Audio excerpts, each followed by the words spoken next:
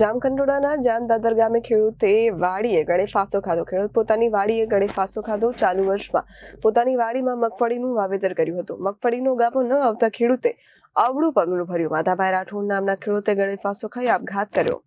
જામકંડોળાના જામદાદર ગામે ખેડૂતે વાડીએ ગળે ફાંસો ખાધો. ખેડૂત પોતાની વાડીએ ગળે ફાંસો ખાધો. ચાલુ વર્ષે પોતાની વાડીમાં મગફળીનું વાવેતર કર્યું હતું. મગફળીનો ઉગાવો ન આવતા ખેડૂતે અવળું પગલું ભર્યું.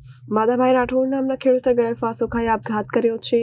સહકારી લોન કેમ્પ ભવિષ્યની ચિંતામાં ખેડૂતે આર્થિક તંગીને કારણે ગળે ફાંસો ખાધા હોવાની વિગતો સામે આવી છે.